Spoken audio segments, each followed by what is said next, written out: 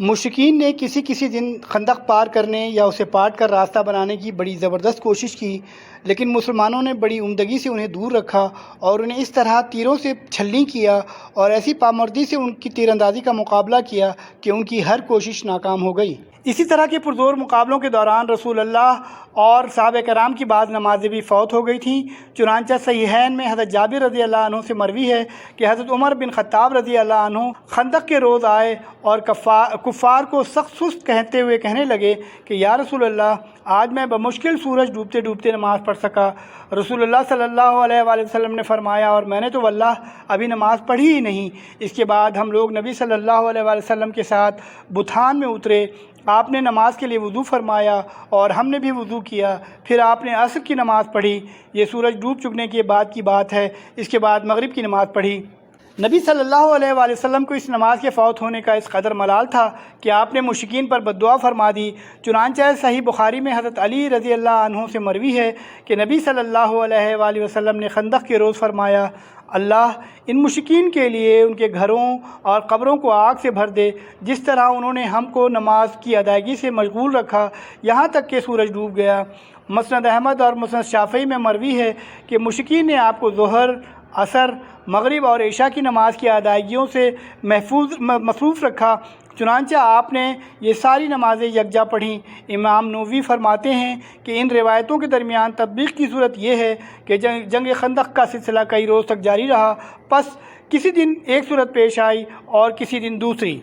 یہیں سے یہ بات بھی اخذ ہوتی ہے کہ مشرکین کی طرف سے خندق عبور کرنے کی کوشش اور مسلمانوں کی طرف سے پہم دفاع کئی روز تک جاری رہا، مگر چونکہ دونوں فوجوں کے درمیان خندق حائل تھی اور اس لیے دست بدست اور خونریز جنگ کی نوبت نہ آ سکی، بلکہ صرف تیر اندازی ہی ہوتی رہی۔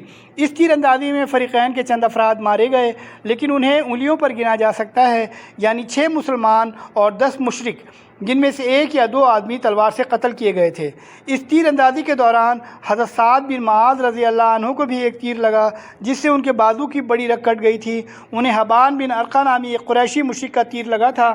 حضرت سعد نے زخمی ہونے کے بعد دعا کی کہ اے اللہ، تو جانتا ہے جس قوم نے تیرے رسول کی تکذیب کی اور انہیں نکال باہر کیا، ان سے تیری راہ میں جہاد کرنا مجھے کس قدر محبوب ہے، اتنا کسی اور قوم سے نہیں۔ اے اللہ، میں سمجھتا ہوں کہ اب تو نے ہمارے اور ان کے جنگ کو آخری مرحلے تک پہنچا دیا ہے، پس اگر قریش کی جنگ کچھ باقی رہ گئی ہو تو مجھے ان کے لیے باقی رکھ، میں ان سے تیری راہ میں جہاد کروں، اور اگر تو نے لڑائی ختم کر دی ہے تو اسی زخم کو جاری کر کے اسے میری موت کا سبب بنا دے۔ ان کی اس دعا کا آخری ٹکڑا یہ تھا، لیکن مجھے موت نہ دے، یہاں تک کہ بنو قریظہ کے معاملے میں میری آنکھوں کو ٹھنڈک حاصل ہو جائے۔ بہرکیف ایک طرف مسلمان محاذ جنگ پر ان مشکلات سے دوچار تھے، تو دوسری طرف سازش اور دسیسہ کاری کے سانپ اپنے بلوں میں حرکت کر رہے تھے اور اس کوشش میں تھے کہ مسلمانوں کے جسم میں اپنا زہر اتار دیں۔ چنانچہ بنو نذیر کا مجرم اکبر ہوئی بن اخطب بنو قریظہ کے دیار میں آیا اور ان کے سردار کعب بن اسد قرظی کے پاس حاضر ہوا۔ یہ کعب بن اسد وہی شخص ہے جو بنو قریظہ کی طرف سے عہد و پیمان کرنے کا مجاز اور مختار تھا، اور جس نے رسول اللہ سے یہ معاہدہ کیا تھا کہ جنگ کے مواقع پر آپ کی مدد کرے گا۔ ہوئی نے آ کر اس کے دروازے پر دستک دی تو اس نے دروازہ اندر سے بند کر لیا، مگر ہوئی اس سے ایسی باتیں کرتا رہا کہ آخر کار اس نے دروازہ کھول ہی دیا۔ ہوئی نے کہا، اے کعب، میں تمہارے پاس ہمیشہ کی عزت اور فوجوں کا بحر بے کرراں لے کر آیا ہوں۔ میں نے قریش کو اس کے سرداروں اور قائدین سمیت لا کر روما کے مجمع الاسیال میں اتار دیا ہے، اور بنو غطفان کو ان کے قائدین اور سرداروں سمیت احد کے پاس ذوالنقبی میں خیمہ زن کر دیا ہے۔ ان لوگوں نے مجھ سے عہد و پیمان کیا ہے کہ وہ محمد اور اس کے ساتھیوں کو مکمل صفایا کیے بغیر یہاں سے نہ ٹلیں گے۔ کعب نے کہا، خدا کی قسم، تم میرے پاس ہمیشہ کی ذلت اور فوجوں کا برسا ہوا بادل لے کر آئے ہو جو صرف گرج چمک رہا ہے، مگر اس میں کچھ رہ نہیں گیا ہے۔ تجھ پر افسوس، میرے حال پر چھوڑ دے، میں نے محمد میں صدق و وفا کے سوا کچھ نہیں دیکھا ہے۔ مگر ہوئی اس کو فریب دہی سے اپنی بات منوانے کی کوشش کرتا رہا، یہاں تک کہ اسے رام کر ہی لیا۔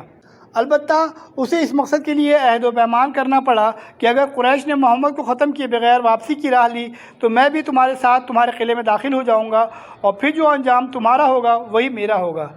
ہے کہ اس پیغام میں وفا کے بعد کعب بن اسد نے رسول اللہ سے کیا ہوا عہد توڑ دیا اور مسلمانوں کے ساتھ طے کی ہوئی ذمہ داریوں سے بری ہو کر ان کے خلاف مشرکین کی جانب سے جنگ میں شریک ہو گیا۔ اس کے بعد بنو قریظہ کہ یہود عملی طور پر جنگی کارروائیوں میں مصروف ہو گئے۔ ابن اسحاق کا بیان ہے کہ حضرت صفیہ بنت عبد المطلب رضی اللہ عنہ حضرت حسان بن ثابت رضی اللہ کے فارے نامی قلعے کے اندر تھیں۔ حضرت حسان عورتوں اور بچوں کے ساتھ وہیں تھے۔ حضرت صفیہ کہتی ہیں کہ ہمارے پاس سے ایک یہودی گزرا اور قلعے کا چکر کاٹنے لگا۔ یہ اس وقت کی بات ہے جب بنو قریظہ رسول اللہ سے کیا ہوا عہد و پیمان توڑ کر آپ سے برسر پیکار ہو چکے تھے اور ہمارے اور ان کے درمیان کوئی نہ تھا جو ہمارا دفاع کرتا۔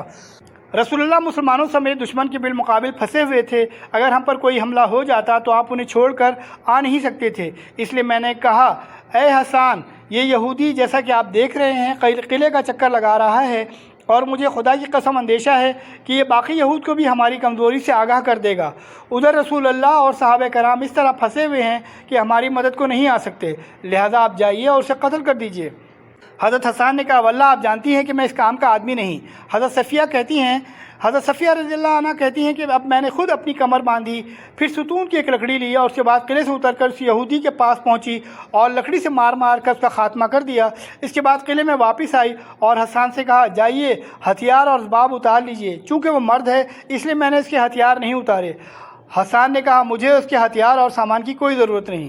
حقیقت یہ ہے کہ مسلمان بچوں اور عورتوں کی حفاظت پر رسول اللہ کی پھوپھی کے جانباز کارنامے کا بڑا گہرا اور اچھا اثر پڑا۔ اس کارروائی سے غالباً یہود نے سمجھا کہ ان قلعوں اور گڑھوں میں بھی مسلمانوں کا حفاظتی لشکر موجود ہے، حالانکہ وہاں کوئی لشکر نہ تھا۔ اس لیے یہود کو دوبارہ اس قسم کی جرأت نہ ہوئی۔ البتہ وہ بت پرست حملہ آور کے ساتھ اپنے اتحاد اور انضمام کا عملی ثبوت پیش کرنے کے لیے انہیں مسلسل رصد پہنچاتے رہے، حتیٰ کہ مسلمانوں نے ان کے رصد میں 20 اونٹوں پر قبضہ بھی کر لیا۔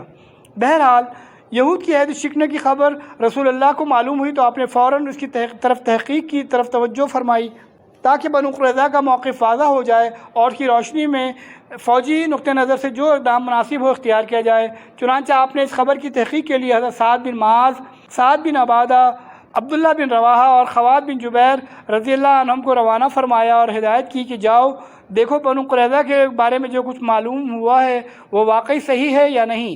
اگر صحیح ہے تو واپس آ کر صرف مجھے بتا دینا، اور وہ بھی اشاروں میں، تاکہ لوگوں کے حوصلے پست نہ ہوں، اور اگر وہ عہد و پیمان پر قائم ہیں تو پھر ان لوگوں کے درمیان اعلانیہ اس کا ذکر کر دینا۔ جب یہ لوگ بنو قریظہ کے قریب پہنچے تو انہیں انتہائی خباثت پر آمادہ پایا۔ انہوں نے اعلانیہ گالیاں بکیں، دشمنی کی باتیں کیں اور رسول اللہ صلی اللہ علیہ وآلہ وسلم کی اہانت کی۔ کہنے لگے، اللہ کا رسول کون؟ ہمارے اور محمد کے درمیان کوئی عہد ہے نہ پیمان۔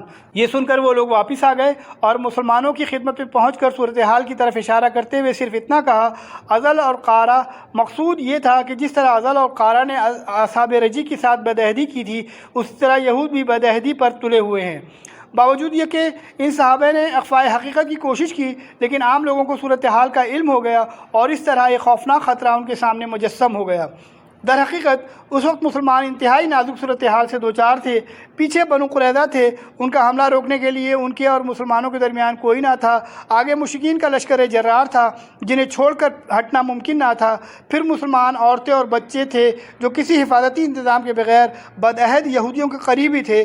اس لیے لوگوں میں سخت اضطراب برپا ہوا، جس کی کیفیت اس آیت میں بیان کی گئی ہے۔ اور جب نگاہیں کچھ ہو گئیں، دل حلق میں آ گئے اور تم لوگ اللہ کے ساتھ طرح طرح کے گمان کرنے لگے، اس وقت مومنوں کی آزمائش کی گئی اور انہیں شدت سے جھنجھوڑ دیا گیا۔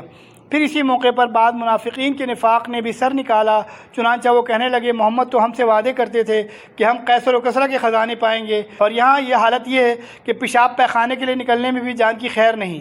بعض منافقین نے اپنے قوم کے اشراف کے سامنے یہاں تک کہا کہ ہمارے گھر دشمن کے سامنے کھلے پڑے ہیں، ہمیں اجازت دیجیے کہ ہم اپنے گھروں کو واپس چلے جائیں، کیونکہ ہمارے گھر شہر سے باہر ہیں۔ نوبت یہاں تک پہنچ چکی تھی کہ بنو سلمہ کے قدم اکھڑ رہے تھے اور وہ پسپائی کی سوچ رہے تھے۔ انہی لوگوں کے بارے میں اللہ نے فرمایا، اور جب منافقین اور وہ لوگ جن کے دلوں میں بیماری ہے کہہ رہے تھے کہ ہم سے اللہ اور اس کے رسول نے جو وعدہ کیا ہے وہ فریب کے سوا کچھ نہیں، اور جب ان کی ایک جماعت نے کہا کہ اے اہل یثرب، تمہارے لیے ٹھہرنے کی کوئی گنجائش نہیں، لہذا واپس چلو، اور ان کا ایک فریق نبی سے اجازت مانگ رہا تھا، کہتا تھا ہمارے گھر خالی پڑے ہیں، حالانکہ وہ خالی نہیں پڑے تھے، یہ لوگ محض فرار چاہتے تھے۔ ایک طرف لشکر کا حال یہ تھا، دوسری طرف رسول اللہ کی کیفیت یہ تھی کہ آپ نے بنو قریظہ کی بدعہدی کی خبر سن کر اپنا سر اور چہرہ کپڑے سے ڈھک لیا اور دیر تک چت لیٹے رہے۔ اس کیفیت کو دیکھ کر لوگوں کا اضطراب اور زیادہ بڑھ گیا، لیکن اس کے بعد آپ پر امید کی روح غالب آ گئی اور آپ اللہ اکبر کہتے ہوئے کھڑے ہوئے اور فرمایا، مسلمان، اللہ کی مدد اور فتح کی خوشخبری سن لو۔ اس کے بعد آپ نے پیش آمدہ حالات سے نپٹنے کا پروگرام بنایا اور اسی پروگرام کے ایک جز کے طور پر مدینے کی نگرانی کے لیے فوج میں کچھ محافظ بھیجتے رہے تاکہ مسلمانوں کو غافل دیکھ کر یہود کی طرف سے عورتوں اور بچوں پر کوئی اچانک حملہ نہ ہو جائے۔ لیکن اس موقع پر ایک فیصلہ کن اقدام کی ضرورت تھی جس کے ذریعے دشمن کے مختلف گروہوں کو ایک دوسرے سے بے تعلق کر دیا جائے۔ اس مقصد کے لیے آپ نے سوچا کہ بنو غطفان کے دونوں سرداروں عیینہ بن حسن اور حارث بن عوف سے مدینے کی انتہائی پیداوار پر مصالحت کر لیں تاکہ یہ دونوں سردار اپنے اپنے قبیلے لے کر واپس چلے جائیں اور مسلمان تنہا قریش پر جن کی طاقت کا بار بار اندازہ لگایا جا چکا تھا ضرب کاری لگانے کے لیے فارغ ہو جائیں۔ اس تجویز پر کچھ گفت و شنید بھی ہوئی، مگر جب آپ نے حضرت سعد بن معاذ اور حضرت سعد بن عبادہ رضی اللہ عنہ سے اس تجویز کے بارے میں مشورہ کیا تو ان دونوں نے بیک زبان عرض کیا کہ یا رسول اللہ، اگر اللہ نے آپ کو اس کا حکم دیا ہے تب تو بلا چوں چرا تسلیم ہے، اور اگر آپ ہماری خاطر ایسا کرنا چاہتے ہیں تو ہمیں اس کی ضرورت نہیں۔ جب ہم لوگ اور یہ لوگ دونوں شرک و بت پرستی پر تھے تب تو یہ لوگ میزبانی یا خرید و فروخت کے سوا کسی اور صورت سے ایک دانے کی بھی طمع نہیں کر سکتے تھے، تو بھلا اب جب کہ اللہ نے ہمیں ہدایت اسلام سے سرفراز فرمایا ہے اور آپ کے ذریعے عزت بخشی ہے، ہم انہیں اپنا مال دیں گے، واللہ ہم تو انہیں صرف اپنی تلوار دیں گے۔ آپ نے ان دونوں کی رائے کو درست قرار دیا اور فرمایا کہ جب میں نے دیکھا کہ سارا عرب ایک کمان کھینچ کر تم پر پل پڑا ہے تو محض تمہاری خاطر میں نے یہ کام کرنا چاہا تھا۔ پھر الحمدللہ اللہ کا کرنا ایسا ہوا کہ دشمن ذلیل ہو گئے، ان کی جمعیت شکست کھا گئی اور ان کی قوت ٹوٹ